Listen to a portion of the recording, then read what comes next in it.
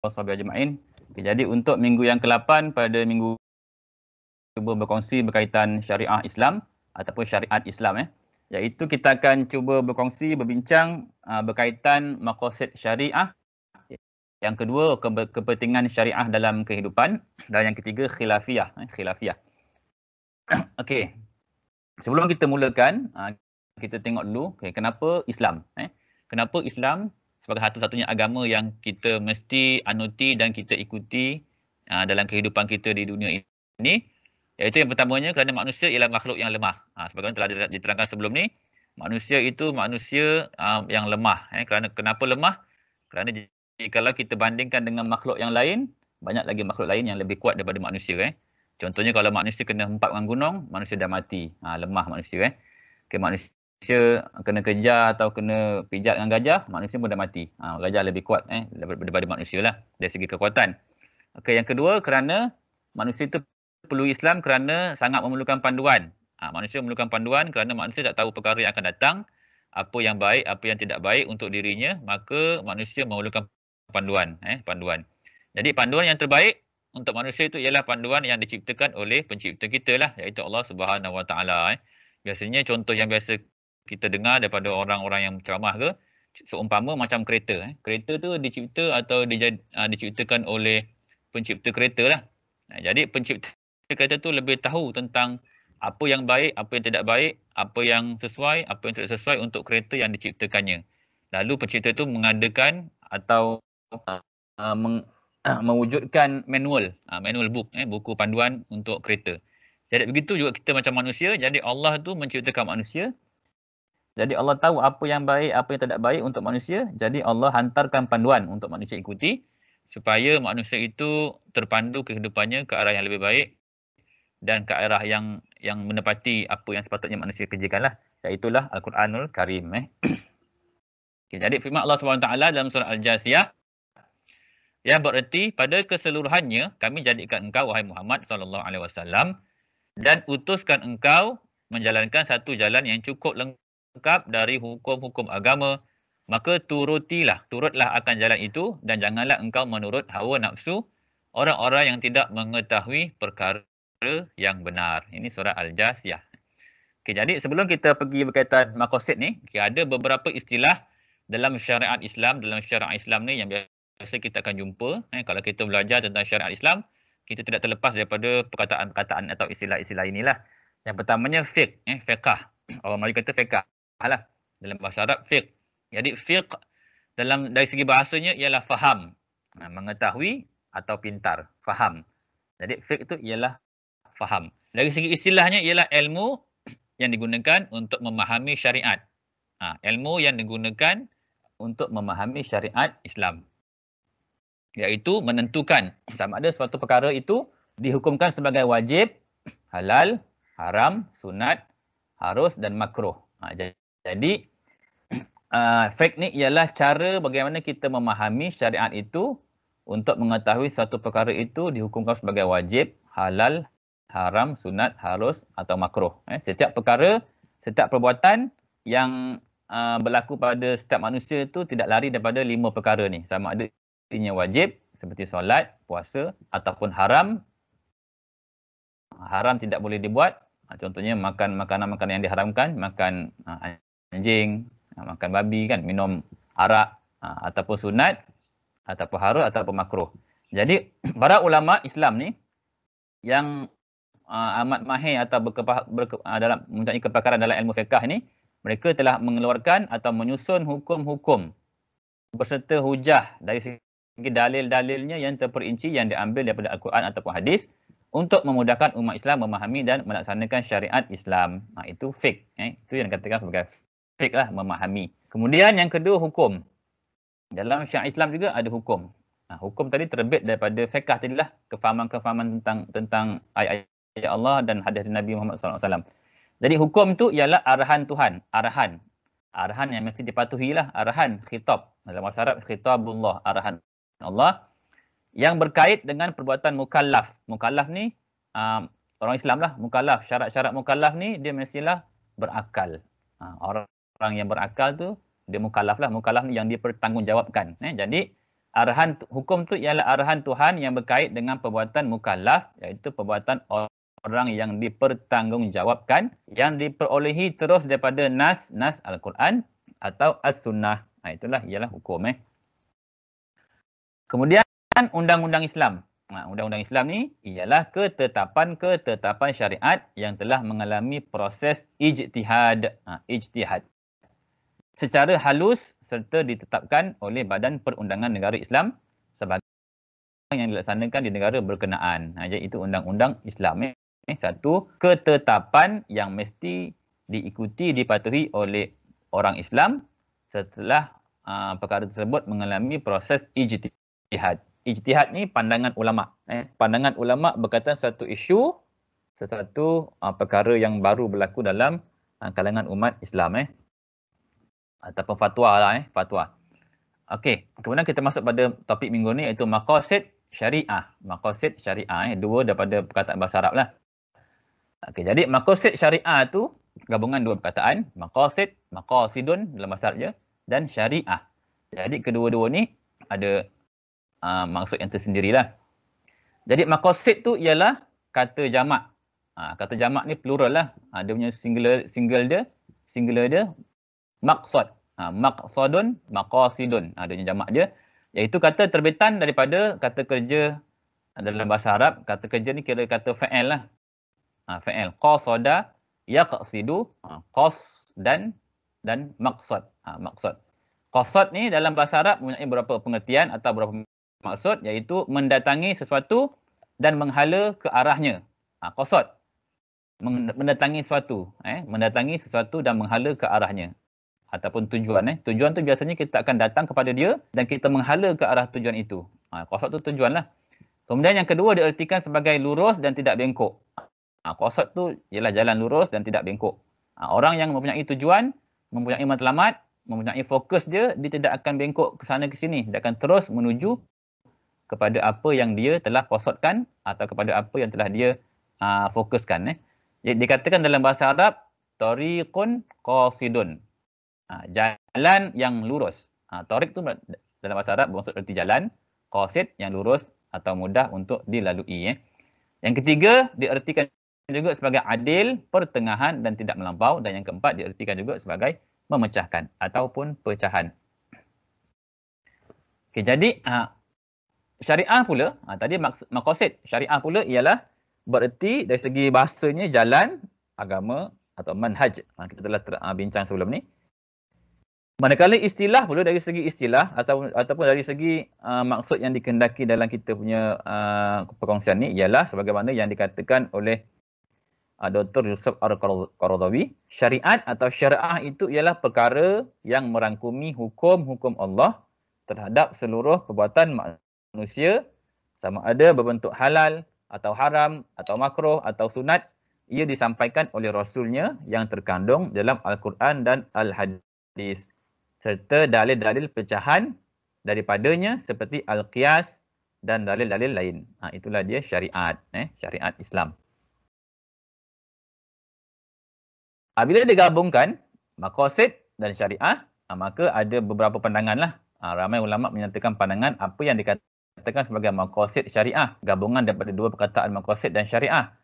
Jadi yang itu di antaranya ialah sebagaimana yang dinyatakan oleh Dr. Ahmad Raisuni, seorang tokoh ilmuwan semasa ni, pernah datang Malaysia.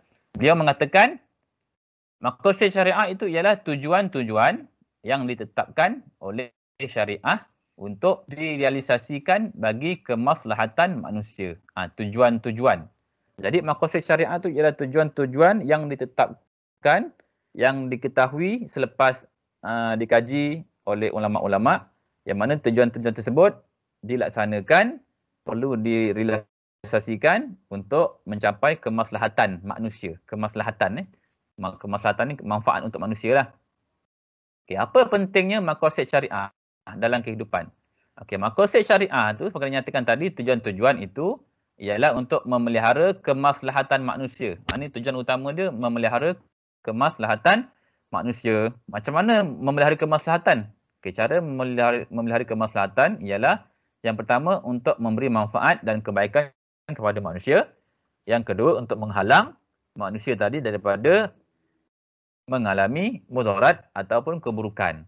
Dua je, sama ada dapat manfaat atau kebaikan dan menghalang, menjauhkan daripada mudarat dan keburukan. Itu baru dinamakan untuk memelihara kemaslahatan manusia. Jadi ulama telah membahagikan melalui pendekatan ataupun ijtihad ataupun pandangan mereka sendiri, melalui penelitian atau pengkajian yang mendalam terhadap dalil syarak, mereka telah membahagikan kepada 3 jenis maqasid. 3 jenis tujuan. Tujuan yang pertama, maqasid daruriyat. Maqasid, iaitu tujuan-tujuan yang sangat-sangat penting.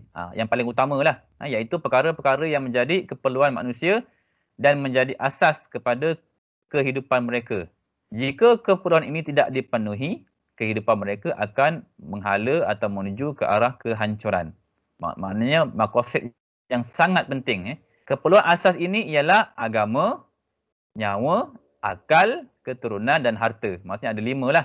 5 yang sangat penting untuk manusia. Manusia mesti ada agama, tak ada agama akan hancur kehidupan manusia. Manusia mesti ada nyawa. Kalau tak ada nyawa, matilah manusia. Manusia mesti ada akal, tak ada akal pun akan binasa kehidupannya. Buat perkara-perkara yang tidak sepatutnya dilakukan. Manusia juga ada keturunan. Kalau rosak keturunan, rosaklah kehidupan dia. Tak ada keturunan lain. Ataupun harta. Tak ada harta, atau harta tu kalau tak dijaga, maka akan rosaklah kehidupan manusia. Contoh, banyak simpan harta, kena curi, kena rompak dan sebagainya. Maka akan rosak menuju kehancuran lah. Jadi perkara ni ialah tujuan yang paling penting dalam kehidupan manusia. Jadi syariat Islam sangat memelihara 5 perkara ini. Lalu 5 perkara ini dimasukkan dalam tujuan-tujuan yang paling utama. Jadi perkara-perkara ini menjadi objektif syarak dalam keseluruhan pensyariatan hukum. Kesemua hukum berpaut atau terkait pada 5 perkara inilah. Okey, itu tujuan yang pertama, maqasid daruriyat. Yang kedua, maqasid hajiyat. Bahasa Arab juga, iaitu keperluan manusia yang menjadikan kehidupan mereka berjalan dengan mudah dan lancar. Dia terlalu penting, tapi ia juga menjadikan kehidupan manusia itu lebih mudah dan lebih lancar. Ketiadaannya menyebabkan manusia menjalani kehidupan dengan penuh kesukaran dan huru-hara. Contohnya ialah adanya proses jual beli. Adanya jual beli, maka manusia dapat memiliki sesuatu yang manusia tadi pada asalnya tidak ada perkara tersebut atau benda tersebut. Ataupun sewaan, pinjaman, keringanan melakukan ibadat ketika sakit ataupun bermusafir. Contohnya sakit. Kalau ikut, wajib untuk manusia yang sihat itu solat dalam keadaan berdiri. Siapa tak berdiri tak sah untuk orang yang sihat. Untuk solat fardu lah. Tapi kalau dah sakit, takkan nak kena diri juga. Jadi Islam ada penyelesaian dia. Maka ada kerenganan. Maka kerenganan itulah yang dikatakan sebagai hajiyat. Mengikut kepada keperluan.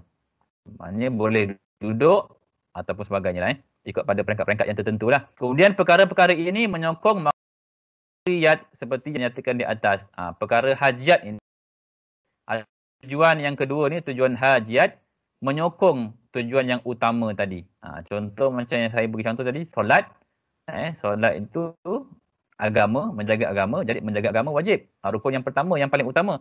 Apabila dia tidak dapat solat dalam keadaan berdiri, sebagaimana yang diajarkan oleh Nabi Muhammad SAW, maka ada kerenganan untuk melaksanakan juga, tapi ikut kemampuan yang ada pada ketika itu. Maka itulah namakan hajiyat.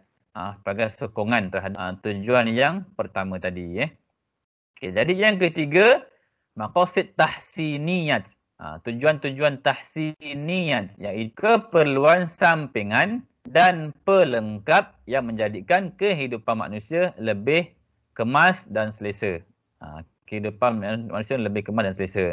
Keperluan jenis ini berada di tahap yang paling rendah dan kehilangannya tidaklah menyusahkan kehidupan manusia, tetapi kesannya ia menyebabkan kehidupan menjadi hambar, suram serta tidak ceria. Contohnya, memakai pakaian dengan pelbagai corak dan warna. Pelbagai corak dan warna. Ini pilihan, ini tahsiniyat, hanya untuk bercantik-cantik saja, untuk memperkemaskan atau mencapai keselesaan yang lebih. Dia tidaklah utama. Tidaklah sebagai pelengkap untuk mencapai tujuan yang pertama tadi, yang utama. Tapi sebagai sampingan sahaja. Ataupun Contohnya keharusan menggunakan kenderaan yang mewah. Contohnya nak menggunakan kereta yang ada jenama, yang berharga mahal. Kereta Ferrari, kan? Lamborghini, kan? Ataupun sebagainya. Jadi itu cuma tahsiniat. Tahsiniat saja. Tak ada pun tidak memberi kesan kepada kehidupan. Tidak akan mati kalau tak pakai kereta yang mewah. Dan keharusan menggunakan gelaran-gelaran yang baik. Itu juga tahsiniat. Jadi, sebagaimana dinyatakan tadi, yang pertama tadi tujuan pensyariatan hukum-hukum Islam ni ialah ada menjaga 5 perkara utama, iaitu menjaga agama, menjaga nyawa, menjaga intelek ataupun akal, menjaga maruah ataupun yang kelima menjaga harta. Tidak lari daripada 5 perkara ini. Jadi macam mana cara menjaga itu? Okay, jadi yang pertama, memelihara kesucian dan kepercayaan beragama. Jadi manusia tu mesti patuh dan menyerah diri kepada bimbingan Al-Quran dan As-Sunnah, kerana akal manusia ini sangat terbatas, sangat memerlukan kepada panduan-panduan yang sebenar daripada Al-Quran dan Al-Hadis. Ini adalah untuk mempertahankan agama dan menyebarkan dakwah supaya agama Islam itu tersebar ke seluruh pelosok dunia dan manusia dapat mengetahui akan kebenaran agama Islam kita yang kita anuti ini. Contohnya, apa yang dikatakan contoh memelihara kesucian agama ni? Contohnya hukuman bunuh. Dalam Islam ada hukuman bunuh terhadap orang yang murtad. Orang murtad ni dia telah mencemarkan agama Islam. Dia telah memeluk agama Islam, tapi kemudian dia keluar daripada Islam. Maka orang yang keluar daripada Islam ini tidak ada alasan lain, tidak ada hukuman yang lebih tepat kecuali hukuman bunuh. Kerana dia telah mencemarkan kesucian agama. Lalu Islam meletakkan satu hukuman. Kerana Islam meletakkan agama itu sebagai tujuan daruriyat, tujuan yang paling penting. Siapa yang kacau atau telah melampaui batas terhadap 5 perkara ni, maka hukumannya beratlah. Contohnya bunuh untuk orang yang keluar pada agama Islam. Serta kewajipan berjihad terhadap Zionis yang mencerobohi Palestin. Kalau Palestin tu dijajah atau diceroboh atas alasan memerangi agama Islam, maka orang Islam yang lain wajib berjihad untuk menyelamatkan agama Islam yang sedang diceroboh di negara Palestin. Contohnya kat situ, ada hukuman-hukuman yang tertentulah. Yang kedua, menjamin keselamatan nyawa dan anggota tubuh badan manusia. Ini jatuh nombor 2. Selepas agama, menjamin keselamatan nyawa pula. Nyawa dan anggota badan. Jadi nyawa manusia tu milik mutlak Allah. Sebarang tindakan membunuh, sama ada bunuh diri sendiri atau bunuh orang lain, adalah berdosa besar dan haram sama sekali. Allah yang memberikan nyawa kepada kita, manusia kena wajib menjaga nyawa. Satu-satu nyawa. Nyawa tak ada kali kedua. Nyawa hanya pertama saja dia bagi. Allah bagi sekali saja nyawa. Jadi sebarang tindakan yang dapat mencederakan fizikal juga adalah ditegah. Apa-apa perkara, apa-apa tindakan, apa-apa perbuatan yang memberi kesan kepada kecederaan fizikal atau memberi kesan kepada nyawa juga adalah ditegah. Contohnya mengharamkan rokok, pengharaman rokok. Rokok itu dia merosakkan atau memberi kesan mudarat dari segi kesihatan kepada tubuh. Maka secara tak langsung dia akan mendedahkan nyawa kepada keburukan, kepada kehilangan nyawa. Maka hukumnya haram. Dan hukuman qisas terhadap pembunuhan sengaja. Orang yang membunuh orang lain dengan sengaja namanya balas bunuh.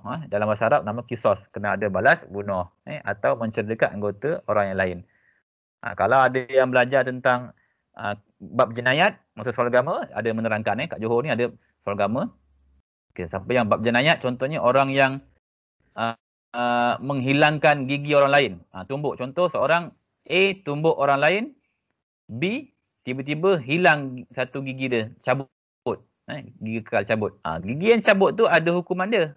Dalam qisas ada. Macam mana cara nak memberikan hukuman terhadap orang yang mencederakan orang lain sehingga menghilangkan gigi contohnya.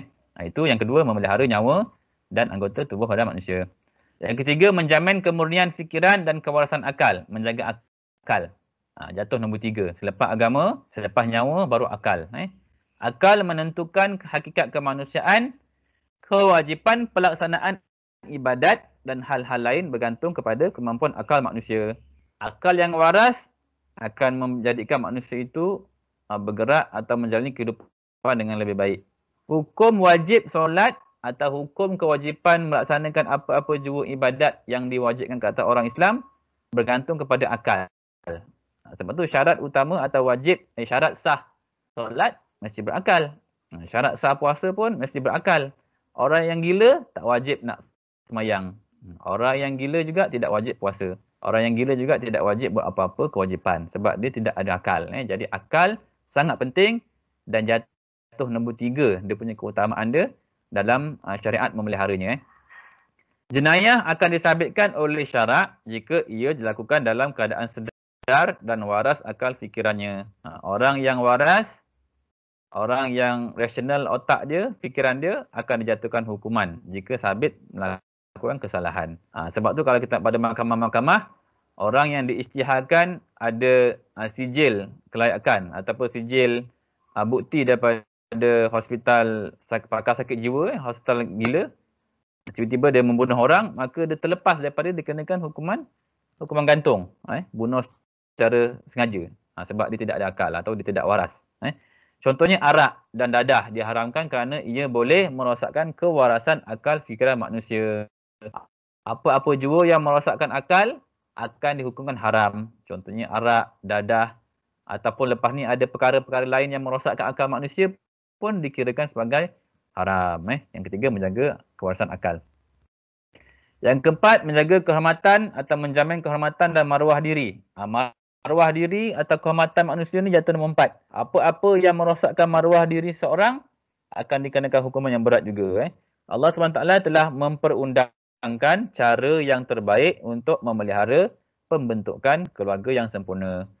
Keingkaran manusia kepada syarak menyebabkan atau mengakibatkan lahirnya anak luar nikah, pembunuhan, pengguguran bayi, merosakkan kehormatan dan keturunan. Jadi, apa-apa jua perbuatan, apa-apa jua tindakan manusia, orang yang beragama Islam itu, yang mengarah ke arah kerosakan kehormatan, kerosakan maruah diri, dihukumkan haram. Seperti zina. Zina ni dia merosakkan kehormatan perempuan. Contoh kan, perempuan yang telah melakukan zina, pandangan masyarakat kepada orang yang berzina ni macam mana? Rosak kehormatan dan maruah dia. Jadi haram.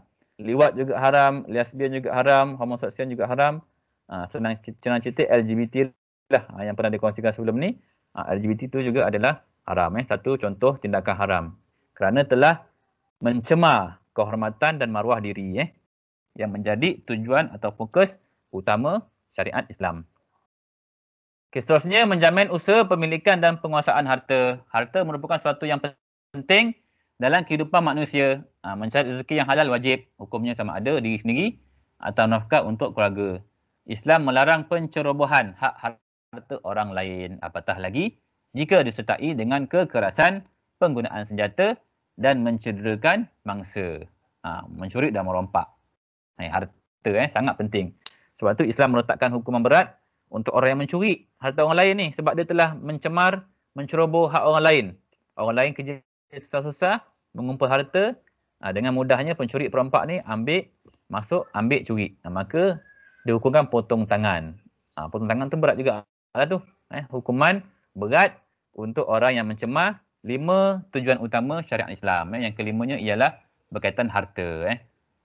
Itu berkaitan ulasan tentang 5 perkara utama lah dalam menjamin tujuan-tujuan syariat Islam. Apakah kesannya? Apakah implikasi jika tidak memahami maqasid syariah? Orang yang tak faham maqasid syariah, tujuan pensyariatan agama Islam ni, antaranya kesannya ialah yang pertama, akan berlaku kesalahan dalam mendahulukan maqasid yang sepatutnya dikemudiankan. Contoh, ada berlaku satu isu, contohnya isu yang pertama berkaitan agama. Isu yang kedua berkaitan harta. Mana nak perlu diutamakan? Kalau tidak memahami, katakanlah dia mengutamakan harta berbanding agama, maka telah berlaku kesilapan dalam pemahaman berkaitan maqasid syariah. Tadi telah nyatakan, yang pertama sekali mestilah memelihara agama. Apa-apa yang mencemar agama, itu dia utamakan. Kemudian yang mencemar nyawa akan diutamakan. Kemudian akal, kemudian kehormatan atau keturunan, barulah yang kelima, harta. Jadi yang kedua, kesilapan dalam menentukan hukum. Akibat kesalahfahaman tentang manakah yang lebih utama dalam maksud syariah, maka akan berlaku juga kesilapan dalam menentukan hukum. Yang ketiga, hilang kesempurnaan serta Islam. Maka kecantikan, kesyumulan yang kita belajar sebelum ni, ataupun konsep syumul tadi, sempurna, komprehensif dalam agama Islam itu tidak terselah lah akibat ketidakfahaman atau kesilapan dalam memahami maksud syariah. Tidak hilang kesempurnaan atau hikmahnya. Itu kesanlah. Okey, kemudian kita masuk dulu pula berkaitan khilafiyah. Khilafiyah ini dalam bahasa Arab. Okay, apa itu khilaf? Jadi khilaf tu hampir sama dengan perkataan lain juga, ikhtilaf. Jadi ikhtilaf atau khilaf, lebih kurang. Jadi ikhtilaf tu dalam bahasa Arab membawa maksud tidak sependapat atas sesuatu perkara, dalam erti kata setiap orang mengambil jalan yang berbeza, sama ada dalam perkataan maupun pendapat. Jadi kalau kita fikir logik, mustahil. Katakan 5 bilion manusia yang hidup kat dunia ni semua sama pendapat. Mustahil, pelik. Jadi itu sebab tu berlakunya khilaf ataupun ikhtilaf. Jadi ikhtilaf juga memberi erti tidak sama. Oleh itu setiap yang tidak sama dikatakan ikhtilaf. Sementara khilaf ialah pertentangan atau berlawanan. Jadi ia membawa erti yang sama dengan ikhtilaf, walaupun maknanya lebih umum. Jadi ikhtilaf menurut istilah fuqaha bererti berbeza tentang pendapat, agama, jalan-jalan dalam agama dan kepercayaan terhadap sesuatu yang boleh membawa kebahagiaan atau kecelakaan kepada manusia di dunia dan akhirat. Jadi kata kuncinya khilaf atau ikhtilaf itu ialah berbeza pandangan. Berbeza pandangan. Ulama amat memahami tentang fiqh ni, hukum syariat Islam, telah membahagikan khilaf itu kepada 3 bahagian. 3 bahagian khilaf. 3 bahagian perbezaan pandangan. Yang pertama ialah khilaf yang diterima, perbezaan pandangan yang diterima. Jadi yang pertama ni ialah perbezaan yang berlaku dalam perkara-perkara yang disyariatkan. Itu berbagai-bagai. Jadi ulama berbeza tentang mana yang lebih afdal atau yang lebih baik dan mana yang patut diutamakan. Contoh haji. Haji ada 3, haji qiran, tamattu' dan ifrad. Mana yang lebih utama? Itulah khilaf yang diterima lah. Katakan pandangan A mengatakan haji qiran lebih utama daripada haji tamattu'. Diterima juga sebab dia ada hujah-hujah dia. Yang kedua, kata tamattu' lebih afdal daripada qiran atau ifrad. Pun diterima sekiranya ada hujah-hujah yang diterima lah. Jadi setiap jenis haji ni sah dilakukan walaupun mereka berselisih pendapat tentang yang mana lebih baik atau lebih afdal. Demikian juga sekiranya ada pandangan mengatakan membaca dalam solat tu Bismillahirrahmanirrahim, baca dengan jelas atau penyaring. Ada juga pandangan yang mengatakan bismillah tu dibaca dengan perlahan. Maka kedua-duanya tidak membatalkan solat. Kerana ini khilaf yang diterima dan ada hujah-hujahnya yang tersendiri. Yang kedua, khilaf yang dicela, khilaf yang tidak diterima. Perbezaan pandangan yang tidak boleh diterima, iaitulah khilaf yang berpunca daripada 4 sebab. Kejahilan. Ahmad, orang yang berilmu, nak berbahas dengan B yang tiada ilmu atau jahil. Maka dicela lah. Orang bercakap dalam ilmu, dia bercakap ikut kepala dia, ikut nafsu dia. Maka tercela. Mungkin pandangan dia tidak tepat. Ataupun berpunca daripada kezaliman dan penderhakaan, zalim, ataupun mengikut hawa nafsu, ataupun menyalahi manhaj nabawi atau manhaj Nabi Muhammad SAW dalam menerima hukum syarak dan cara mengamalkannya. Maka ni dicela. 4 sebab ni menjadi sebab kepada pandangan yang berbeza tadi dicela atau tidak diterima.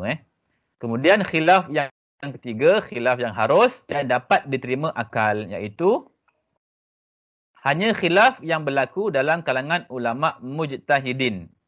Mujtahidin ni ulama yang berijtihad lah, yang mengeluarkan ijtihad sendiri atau mengeluarkan fatwa sendiri dalam masalah yang boleh diijtihadkan, iaitu masalah-masalah yang tidak terdapat nas yang qat'i. Nas qat'i ni dalam Al-Quran dan hadis lah. Al-Quran dan hadis yang sahih. Mana-mana perkara, mana-mana isu yang tidak ada nas yang menyokongnya, sama ada daripada Al-Quran ataupun hadis, maka perkara tersebut berlaku ikhtilaf atau ikhtilaf di kalangan ulama. Banyak perkara-perkara khilaf.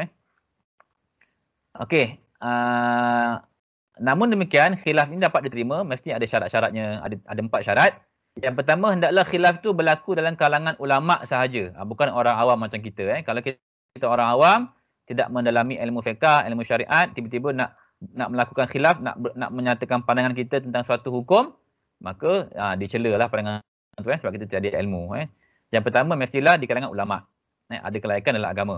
Yang kedua, hendaklah ijtihad ikhtilaf itu dalam masalah furu', masalah cabang, bukan masalah usul atau masalah utama, dan tiada dalil. Kemudian hendaklah tujuan masing-masing untuk mencapai kebenaran. Tujuan ijtihad tu, tujuan khilaf ialah untuk mencari kebenaran yang betul, bukan untuk menegakkan pandangan sendiri walaupun salah. Itu salah. Maksudnya tujuannya mestilah menegakkan kebenaran. Dan seterusnya yang keempat, setiap orang yang faqih, setiap orang yang ada ilmu itu telah mencurahkan seluruh tenaganya untuk mencapai kebenaran.